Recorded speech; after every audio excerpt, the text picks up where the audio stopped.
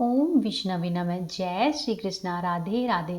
प्रतिवर्ष कार्तिक माह के शुक्ल पक्ष की नवमी तिथि के दिन आंवला नवमी का व्रत रखा जाता है और आंवले के पेड़ की पूजा की जाती है। पूजा करते समय आंवले के पेड़ के पास बैठकर ही व्रत कथा पढ़ी या सुनी जाती है। तो आज के इस वीडियो में आप सुनेंगे आंवला नवमी की सभी कथाएं। तो आइए सबसे पहले शुरू करते हैं राजा आंवल्या की कथा से। एक बार की बात है, एक राजा था।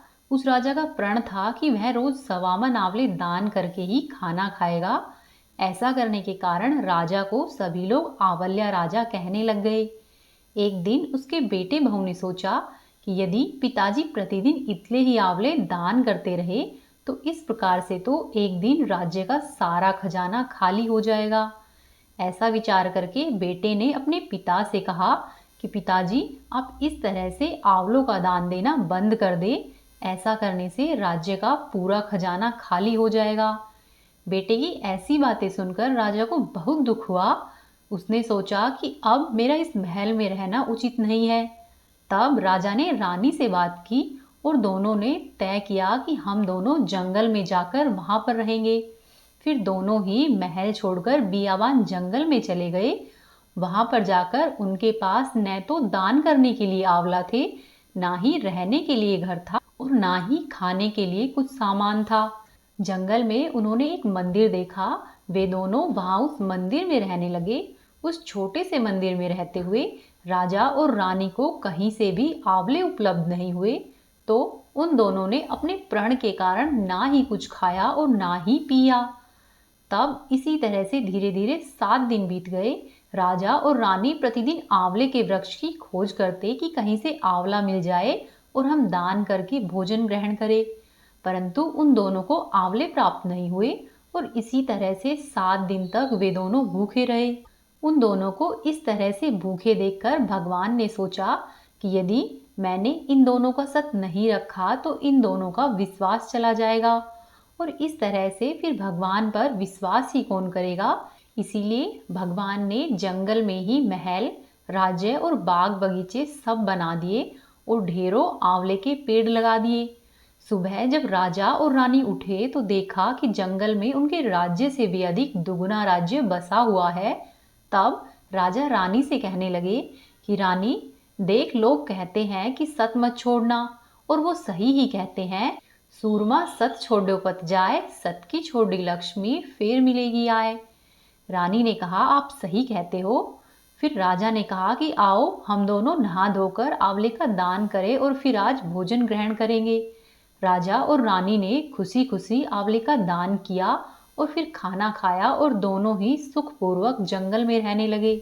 वहीं दूसरी तरफ अपने माता पिता का अपमान करने के कारण और दान देने से मना करने के कारण राजा के बेटे के बुरे दिन शुरू हो गए। राजा के बेटे का राज्य दुश्मनों ने छीन लिया। तब राजा का बेटा दाने दाने के लिए मोहताज हो गया और राजा के बेटे और बहू काम ढूंढने के लिए गली गली में घूमने लगे। वे दोनों काम ढूंढते ढूंढते अपने पिताजी के राज्य में आ पहुंचे। उनके हालात इतने खराब थे कि उनके पिता ने उन्हें पहचाना ही नहीं और बिना पहचाने हुए उन्हें अपने राज्य में काम पर रख लिया। बेटा और बहू दोनों सोच भी नहीं सकते थे कि उनके माता पिता इतने बड़े राज्य के मालिक भी हो सकते हैं। तो उन दोनों ने भी अपने माता पिता को नहीं पहचाना। एक दिन जब बहू सास के बाल गूंथ रही थी तो उस समय बहू ने उस सास की पीठ पर एक मस्सा देखा और यह देखकर उसे रोना आ गया। वह सोचने लगी कि मेरी सास की पीठ पर भी एक ऐसा ही मस्सा था और हमने ये सोचकर उन्हें आंवला देने से रोका था कि हमारा सारा धन दान देने से नष्ट हो जाएगा। आज वे लोग न जाने कहाँ पर होंगे। बहू ऐसा सोच ही रही थी कि उसकी आंखों से आंसू टपके और टपककर सास की पीठ पर गिरने लगे। रानी ने तुरंत ही पलटकर देखा और पूछा कि तुम क्यों रो रही हो। तब उसने बताया कि जैसा मस्सा आपकी पीठ पर है, मेरी सास की पीठ पर भी ऐसा ही मस्सा था और हम दोनों पति पत्नी ने अपने सास ससुर को आंवला दान करने से रोका था। इस कारण वे दोनों जंगल में चले गए और आज हम लोग दर दर पर भटक रहे हैं। तब रानी ने उन्हें पहचान लिया कि ये तो तुम्हारी बहू है। तब रानी ने सारा हाल पूछा और बहू ने अपना सारा हाल कह सुनाया। तब रानी ने राजा से बात की और अपने बेटे को भी बुलवाया और बहू को भी बुलवाया। तब रानी ने उन दोनों को समझाया कि दान करने से धन कम नहीं होता बल्कि बढ़ता है। तब बेटे और बहू ने अपने माता पिता के चरणों पर गिरकर उनसे क्षमा मांगी। तब राजा और रानी ने उन दोनों को क्षमा कर दिया और आगे से दान करने के लिए कहा। तब बेटे बहू अपने माता पिता के साथ सुखपूर्वक रहने लगे। हे भगवान, जैसे आपने राजा और रानी का सत रखा है वैसे ही सबका रखना। कहते हुए सुनते हुए सारे परिवार का सत रखना। प्रेम पूर्वक बोली श्री हरि विष्णु भगवान की जय। अब आप सुनिए आंवला नवमी की माता लक्ष्मी की कहानी। एक बार की बात है, माता लक्ष्मी पृथ्वी पर भ्रमण करने के लिए आई। रास्ते में माता लक्ष्मी की इच्छा हुई कि मैं भगवान विष्णु और भगवान शिव दोनों की ही एक साथ पूजा करूं। तब माता लक्ष्मी ने विचार किया कि एक साथ विष्णु जी और भगवान शिव की पूजा कैसे हो सकती है। तभी उन्हें ख्याल आया कि तुलसी और बेलपत्र के गुण एक साथ आंवले में पाए जाते हैं। तुलसी भगवान विष्णु जी को प्रिय है और बेल शिव जी को प्रिय है। आंवले के वृक्ष को विष्णु जी और शिव जी का प्रतीक मानकर माता लक्ष्मी ने आंवले के वृक्ष की पूजा की। पूजा से प्रसन्न होकर विष्णु जी और भगवान शिव माता लक्ष्मी के सामने प्रकट हुए। तब माता लक्ष्मी ने आंवले के वृक्ष के नीचे बैठकर चूल्हा जलाया और भगवान शिव और भगवान विष्णु के भोजन के लिए भोजन बनाया। फिर भगवान विष्णु और भगवान शिव ने भोजन ग्रहण किया। उसके बाद माता लक्ष्मी ने स्वयं भी आंवले के वृक्ष के नीचे ही भोजन ग्रहण किया। जिस दिन माता लक्ष्मी ने भगवान शिव और भगवान विष्णु को भोजन करवाया था, वह दिन कार्तिक महीने के शुक्ल पक्ष की नवमी तिथि थी और तभी से यह परंपरा चली आ रही है कि आंवले के वृक्ष के नीचे बैठकर भोजन अवश्य ही ग्रहण करना चाहिए। आंवला नवमी के दिन अगर आंवले के वृक्ष के नीचे बैठकर भोजन करना संभव नहीं हो तो अपने भोजन में आंवले अवश्य ही खाने चाहिए।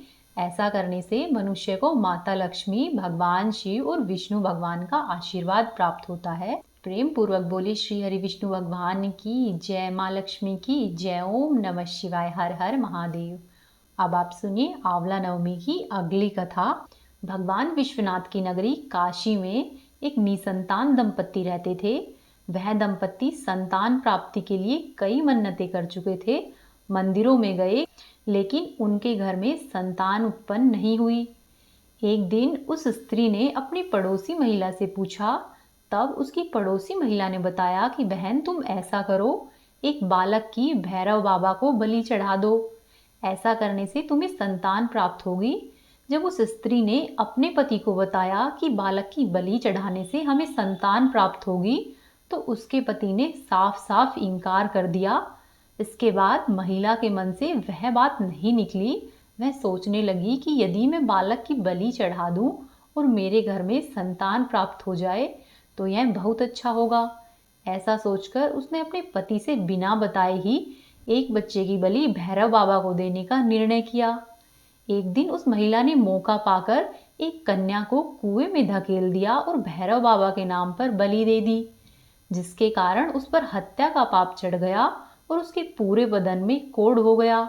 यह बात जब उसके पति को पता चली तो उसने अपनी पत्नी से कहा कि गाय का वध, ब्राह्मण का वध और बालक का वध करना अधर्म है। इसी के कारण तुम्हारे शरीर में कोढ़ हुआ है। तुम ऐसा करो, इस समस्या से छुटकारा पाने के लिए गंगा माँ की शरण में जाओ। वह महिला अपने पति के कहने पर गंगा माँ की शरण में गई। इसके बाद गंगा मैया ने उससे कहा कि तुम कार्तिक महीने के शुक्ल पक्ष की नवमी तिथि के दिन आंवले के पेड़ का पूजन करना और आंवले का सेवन करना।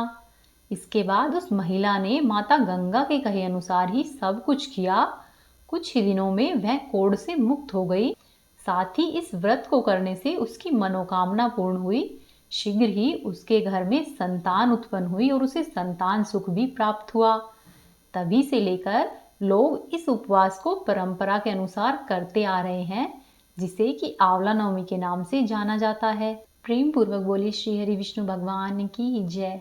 आंवला नवमी की अगली कथा के अनुसार बहुत पहले एक सेठ था।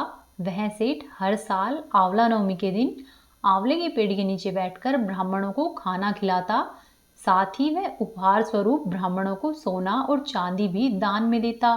परंतु यह बात उसके पुत्रों को बिल्कुल भी अच्छी नहीं लगी। ऐसे में उन्होंने अपने पिता से इस बात को लेकर काफी झगड़ा किया। इन सब बातों से तंग आकर सेठ अपना घर छोड़कर दूसरी जगह पर रहने के लिए चला गया। वहां जाकर सेठ ने अपनी एक छोटी सी दुकान खोली।